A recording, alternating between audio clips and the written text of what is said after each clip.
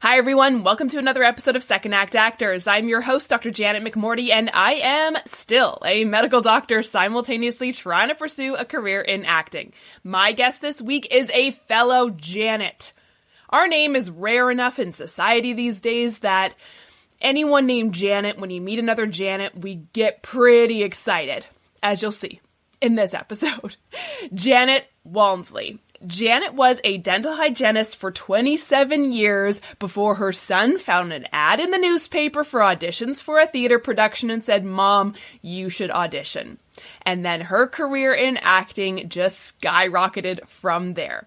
We have a ton in common, not just our first names, but also we are both West Coasters. She lives there. I'm still a West Coaster at heart because I was born and raised out in the West.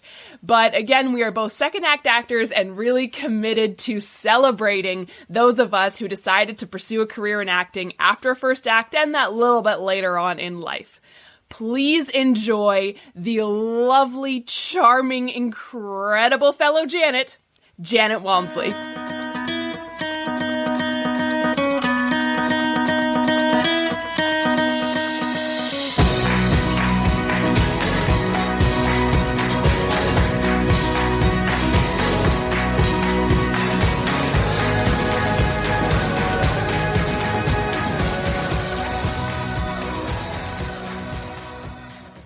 He's a good looking guy, and he's helped with. Well, I'm biased, of course, because I think I look like him. Of course, it's good. Well, you've got a real natural prettiness about you. So thank you. I'm sure it's all my dad. Yeah, it's your dad, and I'll say I'm my dad too. Well,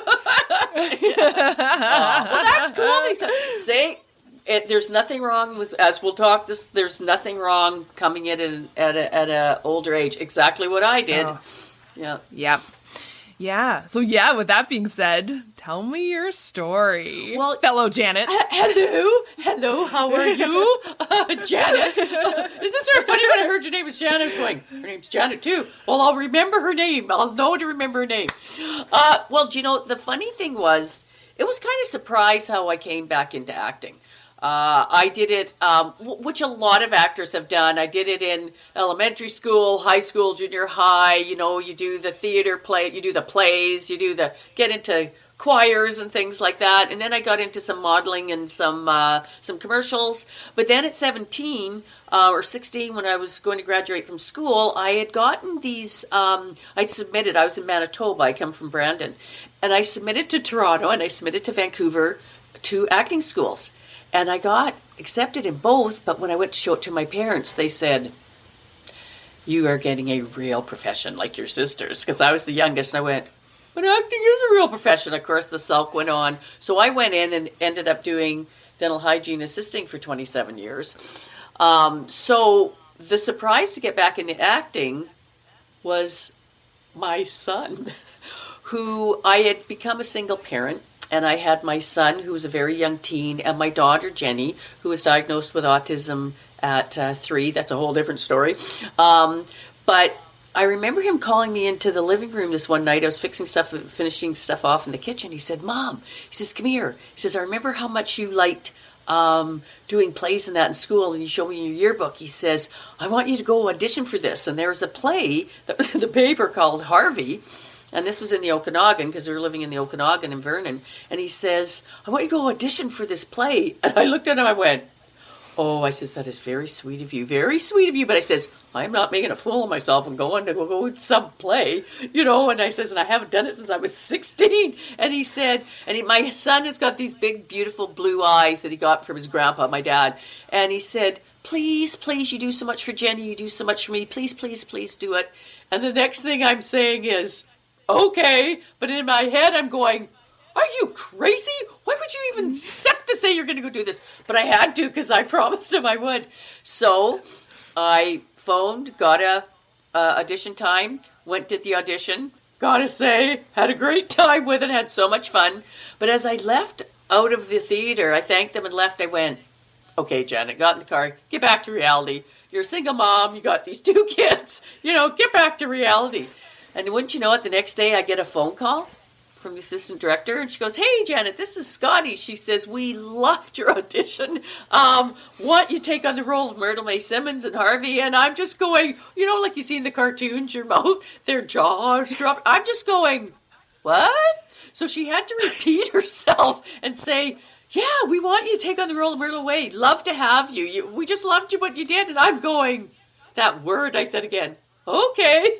And then when she hung up, I'm still looking at the phone going, what just happened? And then so I did my first play, which my mom got to see. My dad unfortunately passed away suddenly, but my mom got to see. And I remember coming up afterwards because they have the opening night party, and I remember her coming up. She goes, "I'm so sorry, Janet." And I looked at her and I thought maybe she broke something because she was staying with us because she was in White Rock. And I said, "Oh, it's okay, Mom, we can replace it." She goes, No. She says, "I'm sorry, I never let you go to those acting schools."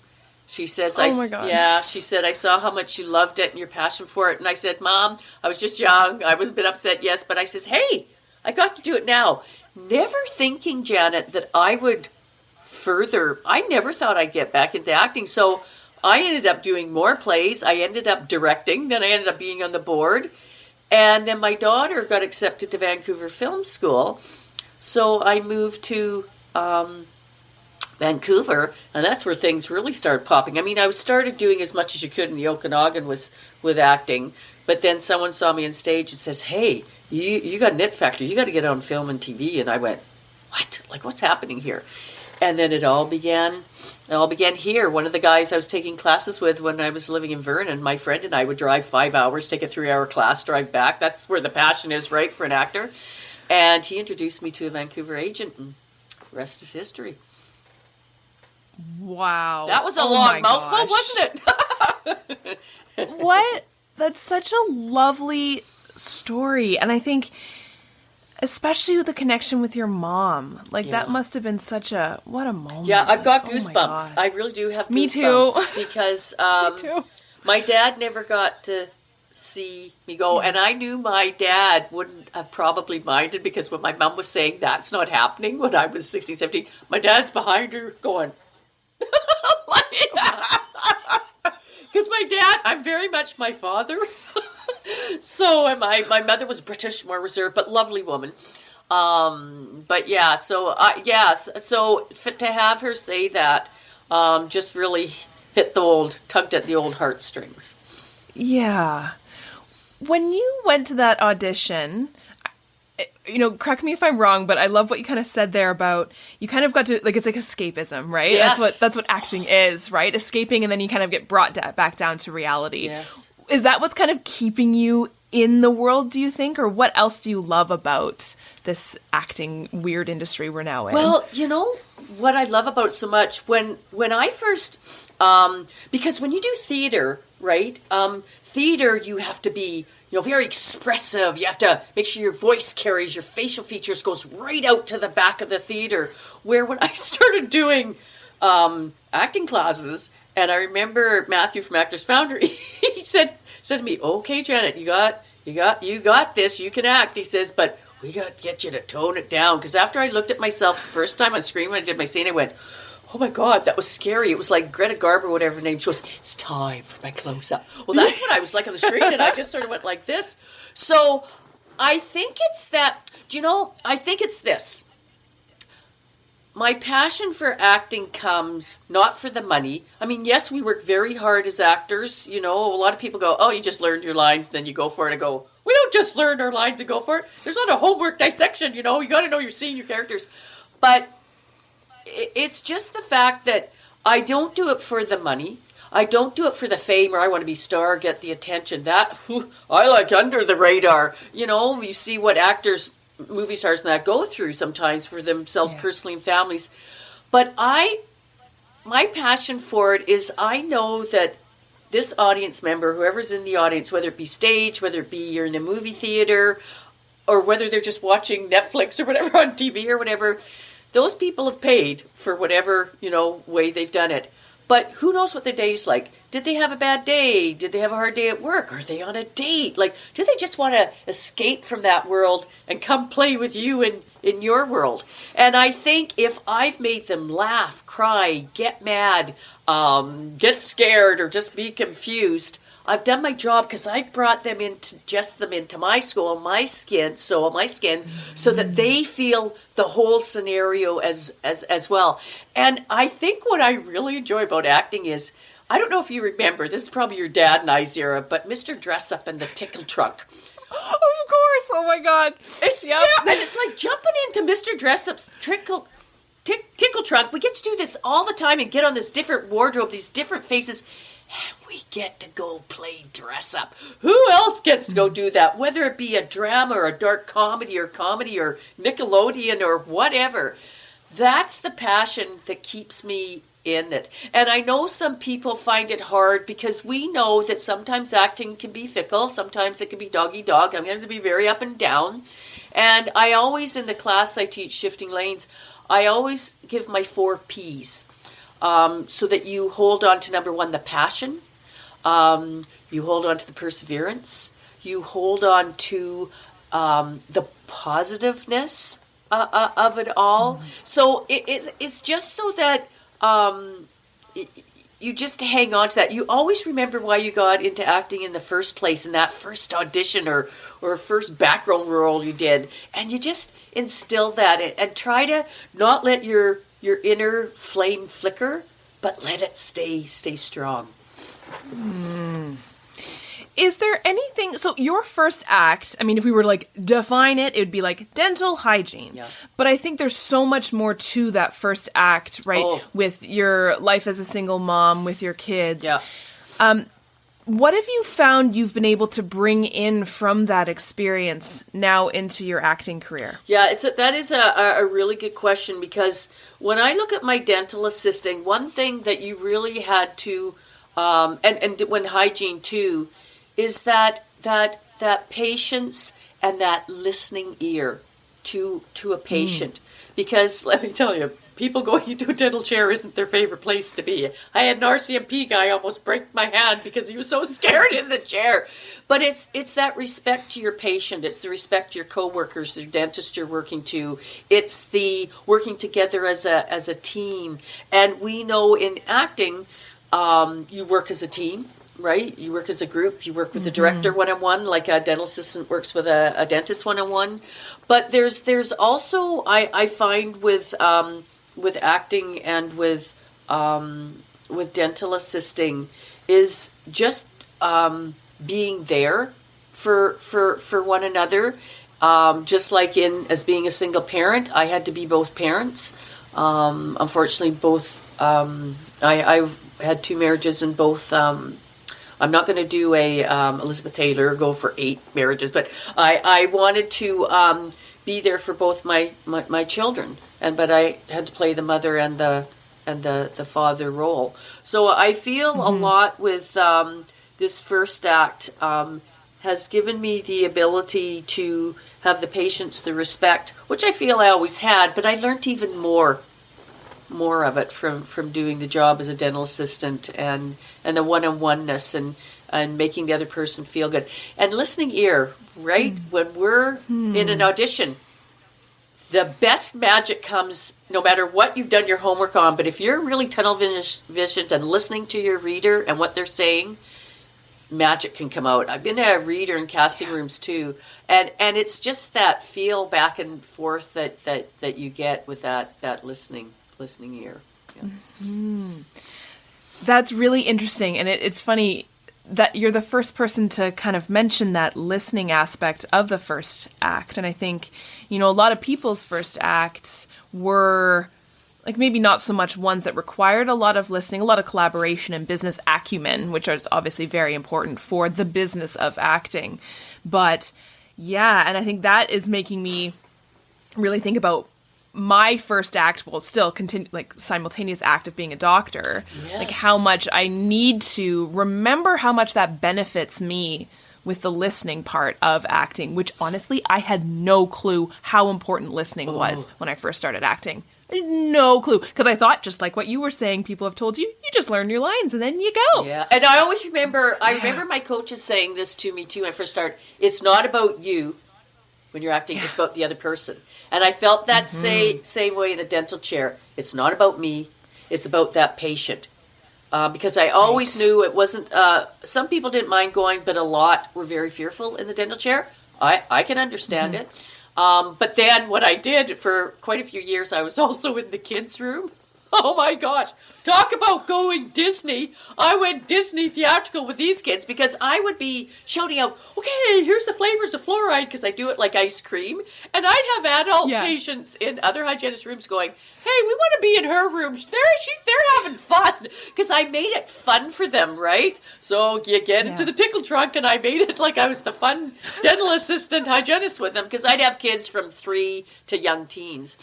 And I just thoroughly enjoyed that. So there's the communication, because young kids, number one, they do not like being at the dentist.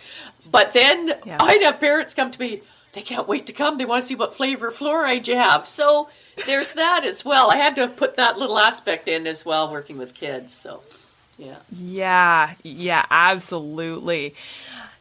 When you teach your class, because again, correct me if I'm wrong, that's a class that you have mainly for people who are kind of coming into this a bit older? Yes, shifting lanes. Yeah, changing lanes. Yeah, this was something I had a vision a few years back, and there's a fellow named Mark Gaudette from Actorvan Studios. I met him when I first moved from Vernon to Vancouver, and I talked to him about it, and he said, I'm game. You want to take it through our studio? Because I do it on Zoom, that way I can get people from across Canada. And what shifting lanes for me is a paying it forward. And I do it for these people. I'll do it for people who have never acted before, but wish they had of, but life got in the way. And yes, my class, it used to be 40 and up, but now we've changed it to 35 and up. So it's paying for people like that who never got the opportunity, and they're kicking themselves in the butt. They wish they did, because I always say it's never too late. It's never too late to go for your dreams. It's never too late to go after goals, and don't let anyone or anybody say you can't. Because I had in front of me where I had family, when I told them I was going to get back into acting or try it out at 40, I had family saying, seriously, Janet? I had friends going, what are you doing now? And and then I had my boss at the time, because I went from dental assisting after 27 years. I was long in the mouth in it, so time to get out. But he said to me, Janet, there is no way that is ever going to happen. He says, you think you're going to get on TV or a movie? Well, I don't think so. And I just went, well, thank you for your opinion. So I think back to that, and that's what I thought was shifting lanes. People that have gone through that, and people who are maybe wanting to get back in it, don't let anyone stop you. Because what you're going to do is you're going to kick yourself again if you don't give yourself the opportunity. So I do it for people like that. I do it for background actors who want to cross over to speaking roles, kind of think, oh, should I do it? Should I not? And then I do it for theater actors crossing over to film and TV. Maybe I want to give it a try. Oh, maybe I shouldn't. And then even novice actors that maybe have done a student film or maybe done a short film and think, I kind of like this. I think I want to further it more.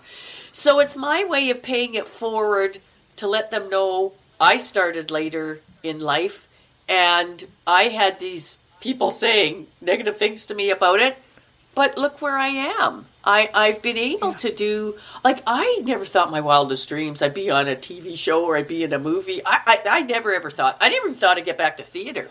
So that is my main goal for this, is to let people know, go for it. You might really surprise yourself, or you find out if you don't. But at least you went for it. A person owes themselves that. You deserve that if that's what you want to do. Mm-hmm. Yeah. If that makes sense. I hope I got that across right. Yeah. Oh, 100%. And so do you have any advice for people who want to try that? I would say any practical advice, because you already gave some great advice. Yes. Just getting out. No, that makes a lot of sense. I think, and this is what you asked such great questions, Janet. Thank you. I believe the number one thing to do if you really want to consider getting into acting is to get yourself with a background agency.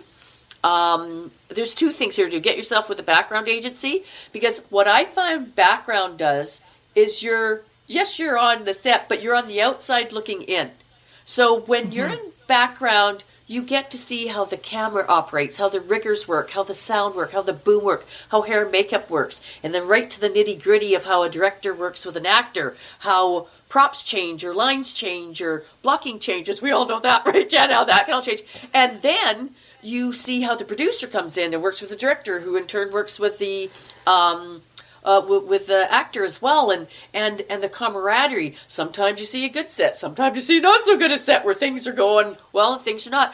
But it gives you, to me, the 110%, every nook and cranny experience, knowledge to see what it's like on set. Because if I had some people that I knew did background and then they get, oh, I don't like this, and then you've heard others that just love it.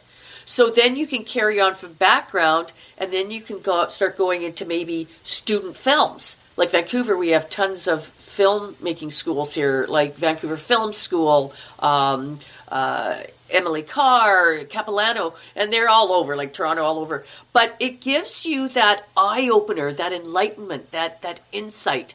I always go the step-by-step approach. I always feel it works a person's favor. I've heard mainstream actors who I know who were just given it to, they just went into it just right away, like they were just given this supporting or lead role, and they said it scared the heck out of them because they said they didn't know anything about set, and one guy said the set was not a nice set to work on, and they said they got mentally and physically ill. So there's nothing wrong with doing a step-by-step approach, even if you're older. I had a guy say to me in my class, I got to get it now. I'm 66. Like, your dad's going to be in like me. Got to do it now because I'm getting older and I'm going to. But after he took my class, he said, oh, God. He said, thank God I took your class. He says, because I would have jumped in not knowing anything about film and TV, and I could have really screwed up for myself, to say it bluntly. He says, I said, yeah. I says, you got to be careful because you want to go a foot forward, not 10 steps back. And then another thing is, get into community theater. So many casting directors and agents, when they look at your resume and they see you've done theater, they love it. Because as we all know, or what is said, theater is a lot more hard for acting than film and TV. Film and TV, you can cut, go, cut, go, cut, go. Hey, when you're doing theater, it's just you're on there for how many hours with your break in between. But hey, if there's a blooper or if there's something that happens, someone forgets their line or something happens, you got to improv and keep going. But I love theater. Yeah. I'd say theater is my number one niche. But that's what I would, as advice would be to do background, then get into short films and little independent films and do some theater. Because I always say in my class, and I always sound like a broken record because I say it every class, I go, do not put yourself in front of a agent, which in turn will put you in front of a casting director until you are ready. And that is the development, the training, the classes, the background work, getting into short films. Because by doing that step by step, not only are you doing yourself a favor by doing that, but it's going to be a favor for you in front of an agent and a casting director when you go to them. Yeah. And that leads beautifully into my next question, because I was just thinking about my own experiences, having that thought of, because I didn't know much about the industry. Oh, yes. Being like, yeah, let's go. I want to go. I want to be in front of these directors. I want to do this and do that. Without I was trying to run a marathon without learning how to run. And you know what? And that's, you know what, Janet, you have gone exactly where a lot of actors go, okay? Because I get it, and I explain this to my students. I really get it, because you know what? I remember I was too. You're so passionate. You want it now. You just want to get in there. You want to show them what you've got. You even in a one-liner, you're almost doing a Shakespearean monologue. I've seen people, and I'm just going, holy smokes, because they want to show everything they can.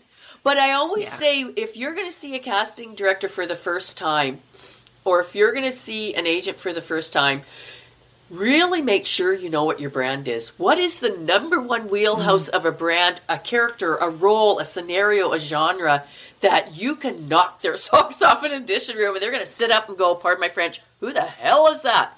You want to show that. And then the other variety of your brands will come.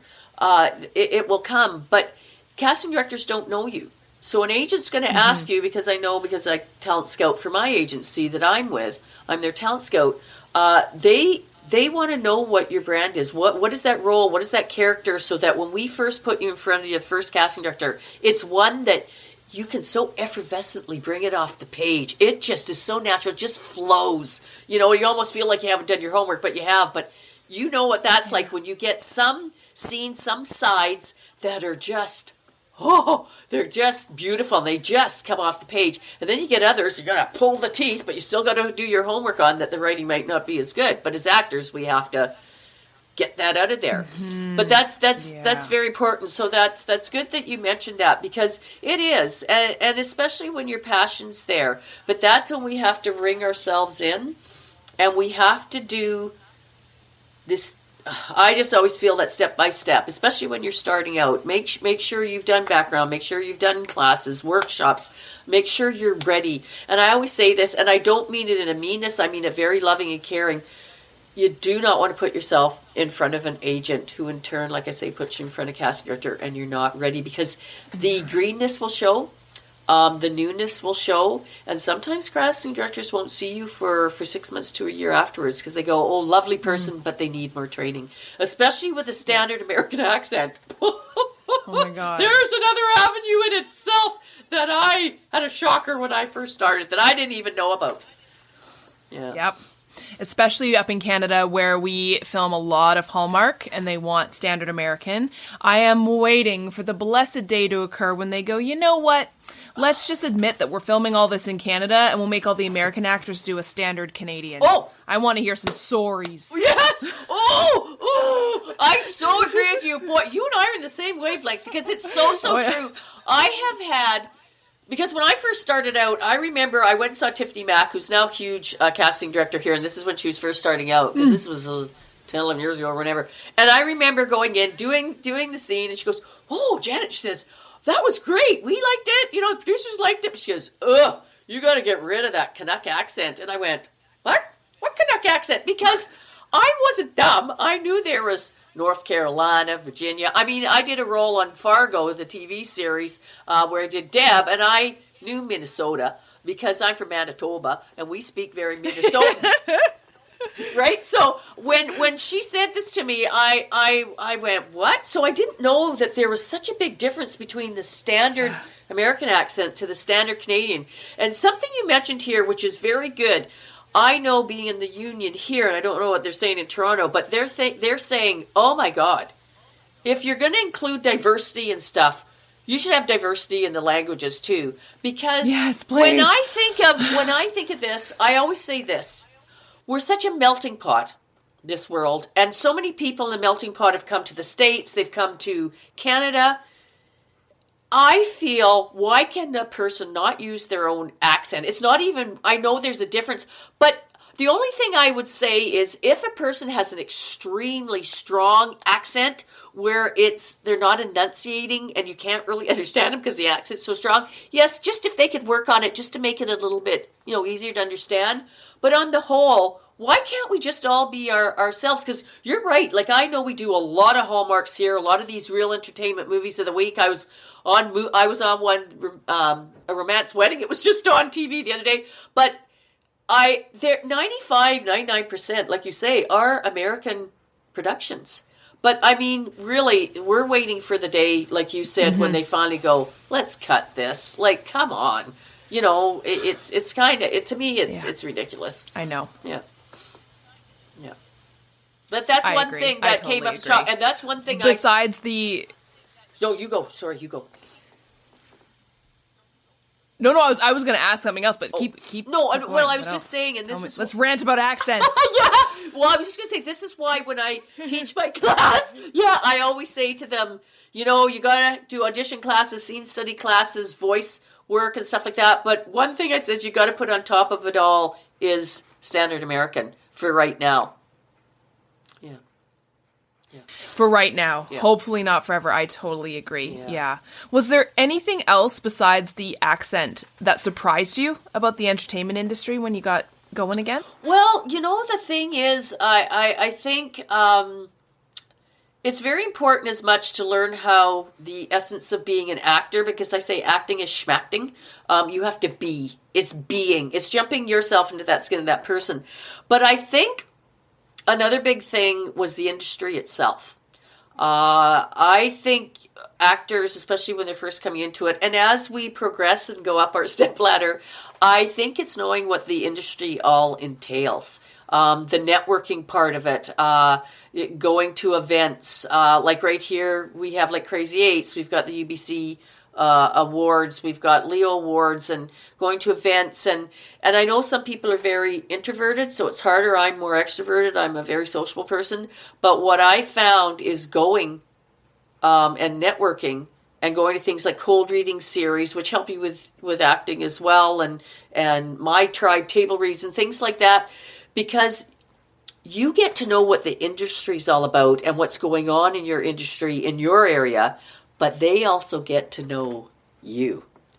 And it's amazing, a lot of the events and a lot of things I've gone to where I have booked roles because of it, and I've gotten to know people, but I've also gotten to know the fickleness of it, the up and down of it. I've been very fortunate. I've worked on really good sets. So I've had great directors, co-actors, and things like that. But I think with the industry, it's just the biggest difference between theater and film and TV, because it's so different. Like we were talking about, like it's a whole different ballgame. And that was a bit of a shock to me, because you just think it's acting, you act the same way you did on theater, but it's not. It's a whole different ball game. But I also think for me, now I've gone the different avenues. I've gone from actor to talent scout. So I've learnt in talent scout what an agent likes to see from an actor. You know, from their headshots to their resume to their demo reel.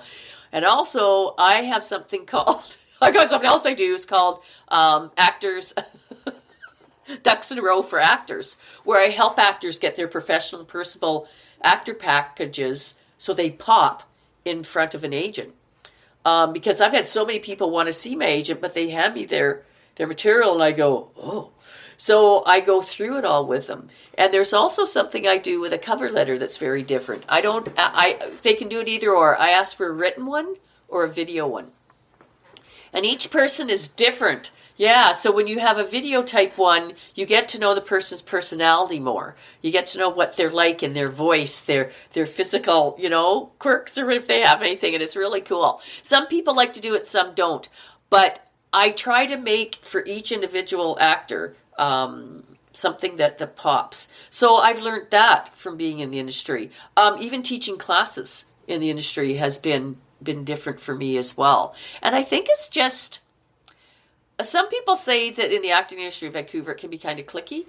I haven't per se, I don't know if you have in Toronto, I haven't per se had that. I mean, I think when you're just, for me, it's a little bit more social. I'm so sociable that I just get in there. Yep. Who are you? Well,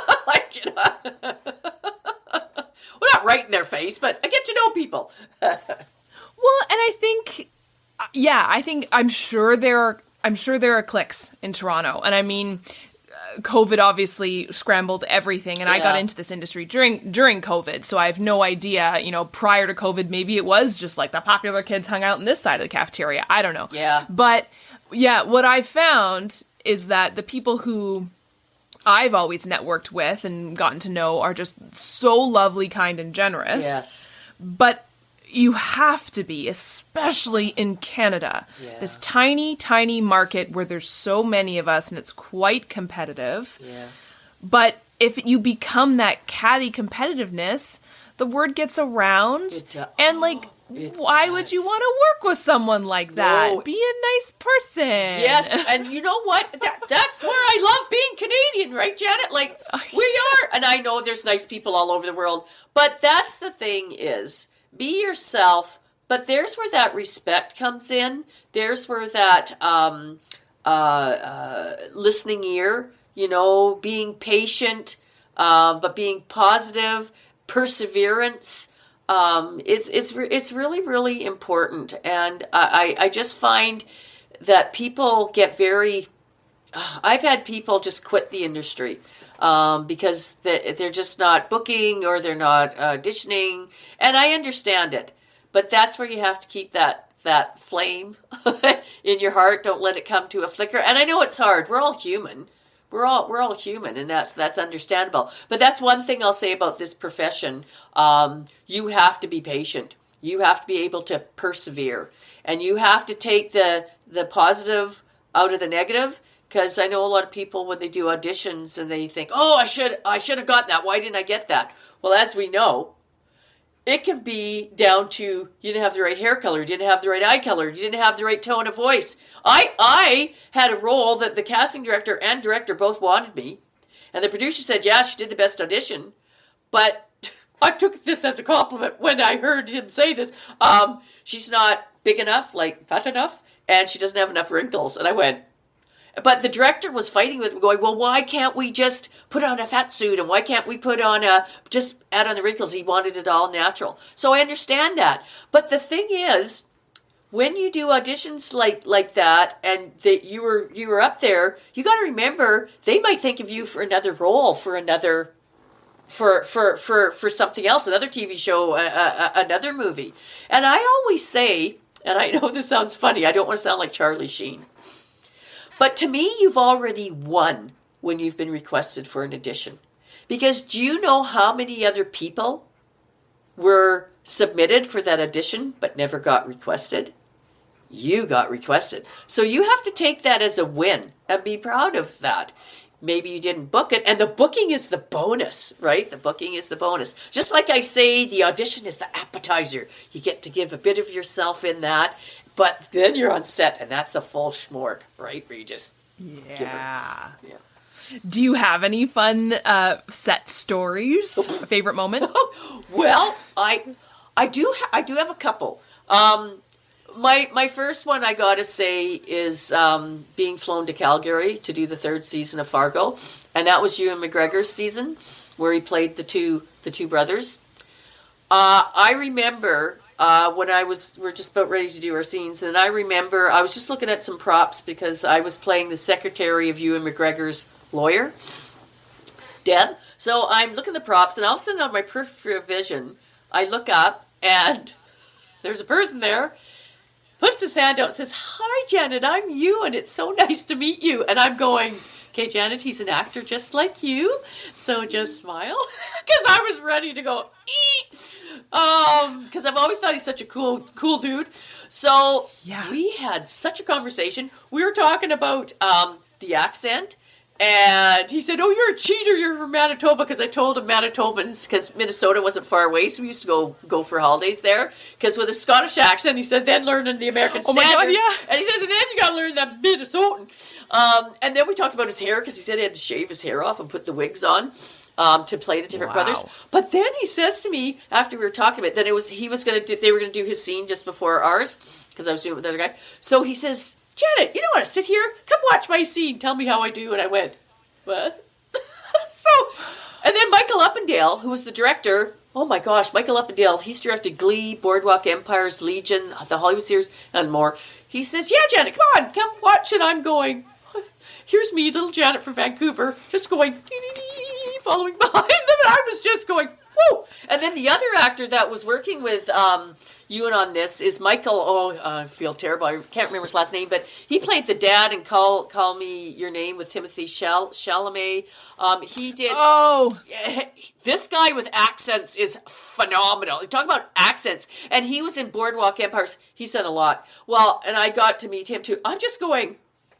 So I thought, if I never act again, I don't care, because this has just been wonderful, right? But a memory from stage, when you talk about funny moments, I was doing London Suite and I had the lead character of Annie, and this other fellow, he was playing my husband.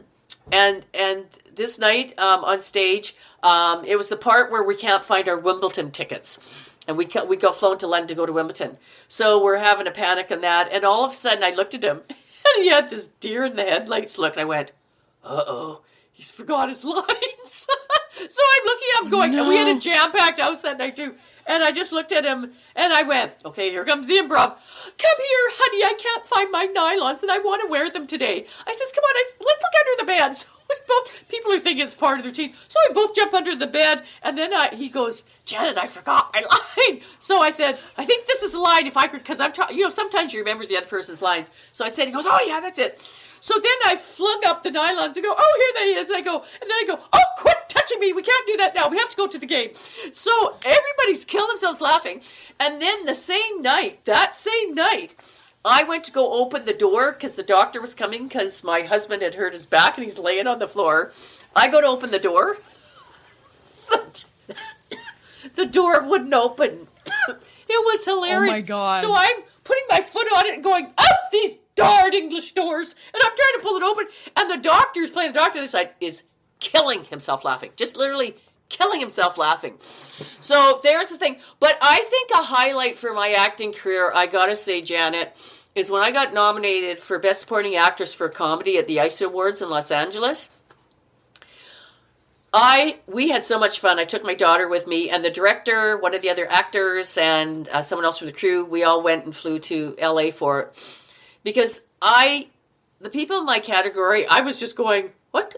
Because Alexandra Paul, I don't know if you know her, she is an American actress. She played the lieutenant in the older Baywatch series.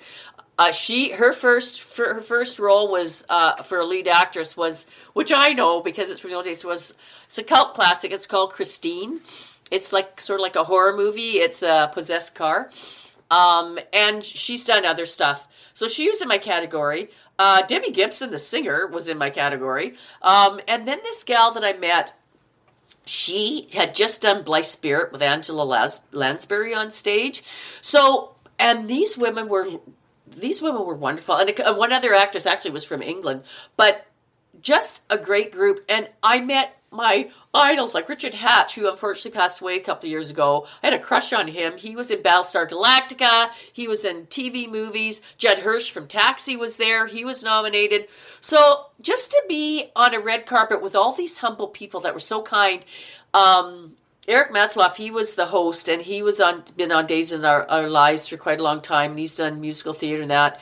Him and I had a connection because of the autism, because he would do sports with autistic kids, and as I said, my daughter is autistic, and so it was just a humbling experience, but a fun experience, and I met so many people in the industry, and it was just a joy to be nominated, and it was such a fun role because I played which was really out of my league, so it was a challenge. I played a German sex therapist.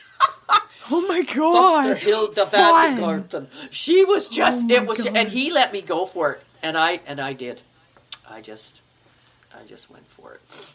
What a ride! What's that from? It's Single and Dating in Vancouver. Single and Dating in Vancouver. Yeah, okay. it's quite. That it was awesome. quite funny. And then I guess playing Grumio in Taming of the Shrew back home on theater. I just loved what he was hard to let go. That was a character that was hard for me to let go. I had so much fun with him. Yeah. I got to improv and do all this physical stuff, and to play a male character, it was very, very different. So there's just been so many highlights and fun things, and meeting everybody on Once Upon a Time in a role in that, and meeting Harlan Williams, who's a Canadian comic, and he's also an American actor. I was on Package Deal with him. So so there you go.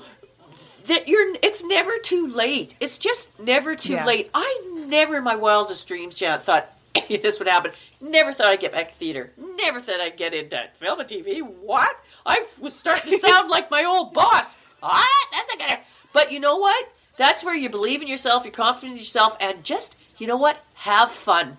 Yes, you have to be serious about it, but you really have to remember the passion and the funness of it all, too. When I walk into going to go into an audition, before I go in, I just go, it's showtime. I get to go play and have fun, right? No matter what type of role it is, serious or not. Yeah. I love that. That's such a great mindset, and I think it goes right back to kind of what you were saying you teach in your class and kind of keep that fire and the passion going, because I think, once that kind of candle and fire burns out, which, like you're saying, it can flicker. We're human, right? This is a weird industry. It can be really frustrating. But if it ever leaves, like, then there is no point, I think, because there's so many other things that you could be doing in this world. Yes. I mean, if you're in it for the money, don't be, because if you're in it for health benefits, go work at Starbucks because they'll give you health benefits. Like, you need to be in this fickle, weird industry for you. Yes. Otherwise, it's honestly not worth it. Well, and I know one fellow, I'd taken classes with him when I first started out, and he was younger than me, but he took classes like I did. I mean, when I came to Vancouver, I was like a kid in a candy store. There were so many classes. I was just sucking it all in because we didn't have hardly anything back in the Okanagan at that time.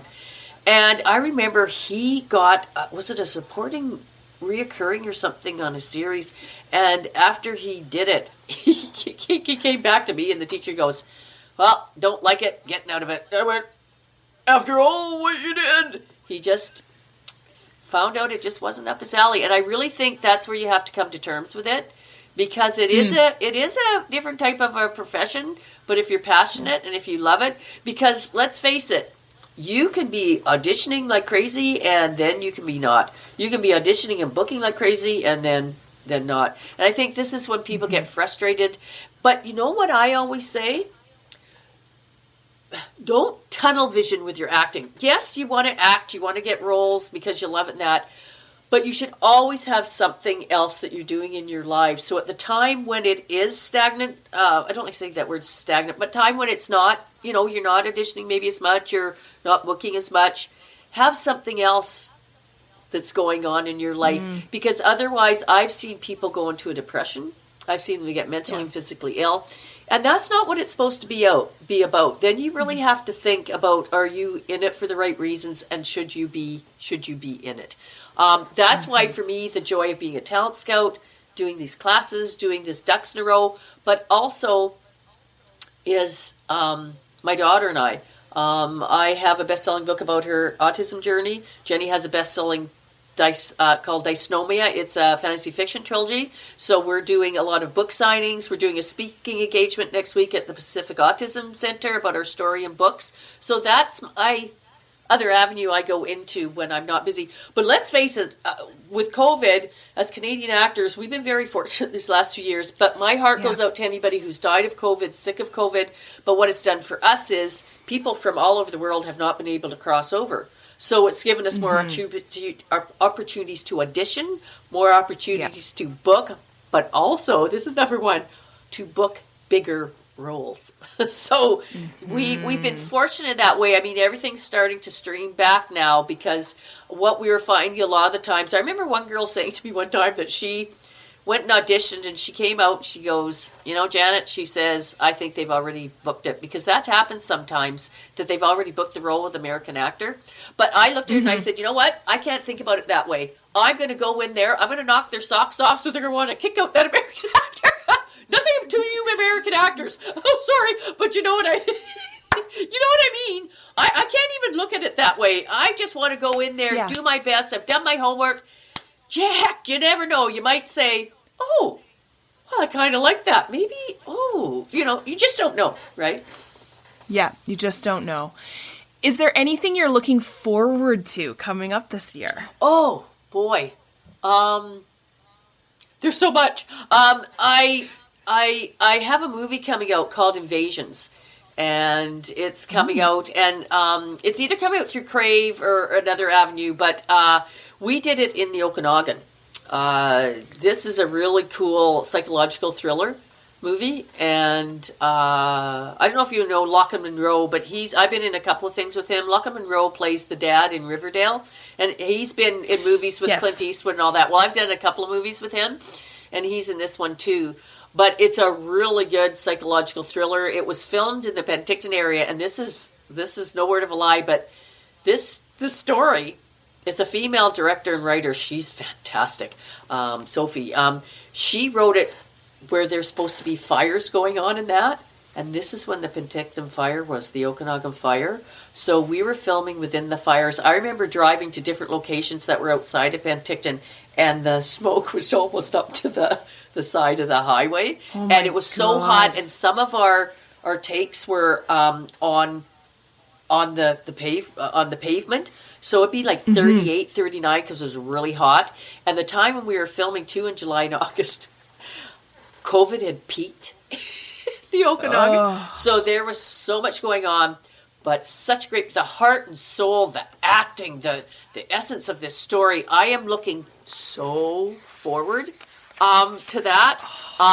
And there's been auditions I've been doing for major TV shows, movies, some I can't even say.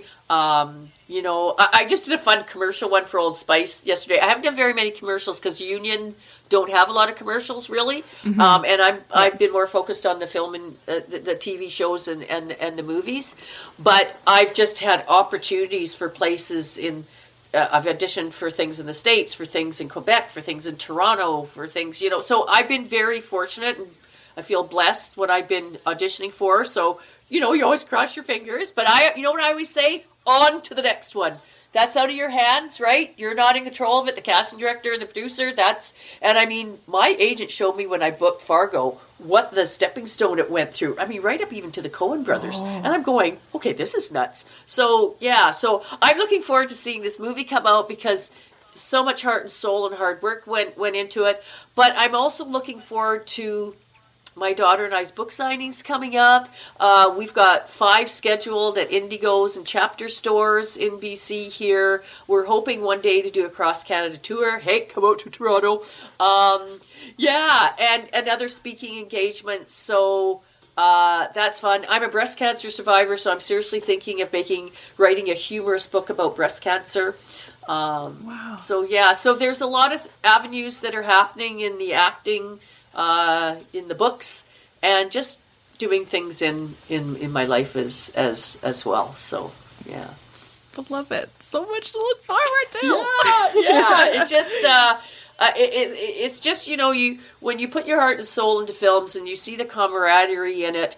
When you see people are working so hard, because nowadays these last 2 years we've been doing these self-tapes, and that's something else I talk about in my class too, because I don't know about you, I did my first physical audition yesterday, which was kind of, oh yeah, we're back in the room. Because it's such, you're so used to being in the room, because what I love about the room is you get to read with the reader, even though you do when you're doing your self-tapes, but the reader's actually there.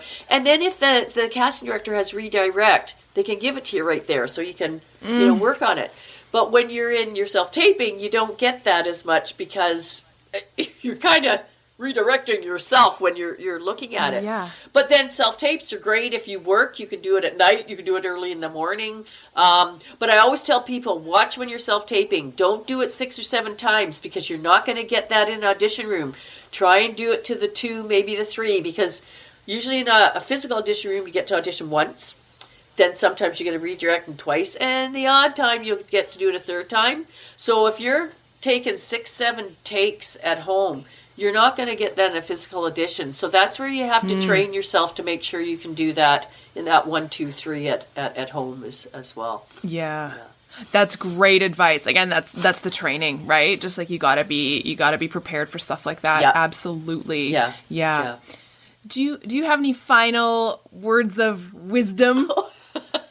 No pressure. No, you're not pressuring me. Let me say, thank you for having me, number one. You are a joy. You've got the most thank you. Beautiful personality about you're beautiful inside and out. Thank you. But your questions so kind. You've made me so comfortable, and it's just this conversation has flowed, and you're just so easygoing to talk to, and the questions are so good, because this will really relate to a lot of people, whether they're starting out or they're been in the industry. I think mainly it's for people who are wanting to take the dive, take the jump into acting. Go for it. I mean, seriously, just go for it. Give it your best shot and see if it's for you. But number one, have fun with it. Go do background, see what it's like, and if you go, hey, I think I'd like to try that, then try short films, because short films and student films, you don't need an agent per se. You can just audition yourself. Take classes. See if you like taking the classes and the workshops, because they're a key to, eventually booking, being on set, getting an agent. And I would just say for actors who've been doing it for a while, or whatever, ladder, your step you're on your ladder, just keep the passion, persevere, push down those girls, those barriers, those obstacles. I look at my daughter, who was diagnosed with low-functioning autism when she was 3. I was told she would never talk well, never do well in school, never be where her peers are. Her future was going to be bleak. I remember walking out of that specialist room because she didn't even give me a smidgen of positiveness. This was 26 years ago. And, I never even heard of the word autism. You couldn't, it's hard enough and you feel for your child and you're trying to figure it out yourself because you're in the dark, but not even give me a smidgen of positive. I remember walking out of that door going, my poor mom breathing down her neck. That's not going to happen. I look at my daughter now, who trekked through the trenches of bullying, climbed up the slippery mountain slopes of academics, jumped up at the top, got accepted to Vancouver Film School, where she is now a professional 2D, 3D animator, and then jumped on top of the clouds and has written a best-selling, award-winning fantasy fiction book, Dysnomia, that is going to be made into movies or TV series. Now, there's a girl who put away her fears, pushed down her barriers, and just went for it. So if she could go after her dream, why can't any one of us go after ours, no matter what age we're at? And I think especially for older actors, like for older people who wanted to do it when they were young or now they're retired and thinking, oh, what am I going to do now? Because I'm 66 and I feel 36 and I'm going to keep on going to the very end. And my son says, oh, you probably wear a mini skirt when you're 85. I said, I just might do that. So, it's keeping... And it's hard. We're human. We're going to go through some stuff, where we have to pull up our socks and, have a good cry or whatever. But I really think if it's something that you do want to try, just try it. If it's a dream of yours, if it's a goal of yours, it doesn't matter what age, especially if you're older, just give it a go, because you don't want to kick yourself in the butt afterwards if you didn't go for it. And kudos Chris, my son, for giving me that little extra push.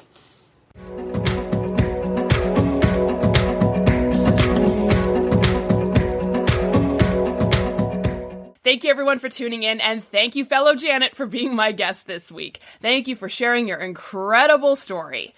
Everyone, if you're interested in taking Janet's class, all the information on how to take her class will be in the show notes below. Also, information on where you can find her best-selling book. I highly recommend you read it. It's an incredibly inspiring story. And again, we are supporting a fellow second act actor and doing what they love, bringing their art into the world and into the community at large. When one of us shines, all of us shine. Thank you, Moira Rose. The Gospel According to Moira Rose. I hope you'll tune in next week for another episode of Second Act Actors. Bye! Second Act Actors is produced and edited by me, Janet McMorty. Theme music by Guillaume. Additional sound editing by David Studio.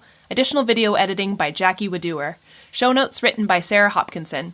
I record using Riverside FM. If you're interested in developing an interview-based webcast like mine, I highly recommend this platform. Shoot me an email and I'll direct you to the wonderful folks there. If you or someone you know is interested in being a guest, email me at secondactactors@gmail.com. Don't forget to like, subscribe, and share with your friends. My love language is words of affirmation, so compliments, constructive criticism, and feedback are always welcome and encouraged. Negative Nancys, Judgy McJudgersons, or Debbie Downers, unless you're Rachel Dratch, regarding me or my guests are not welcome. It takes serious courage to share your story with the world, so if you're tempted to negatively comment about someone else's story, please ask your therapist why you're such a garbage person. Save the drama for the stage. On that happy note, I hope you'll tune in next week for another episode of Second Act Actors. Bye!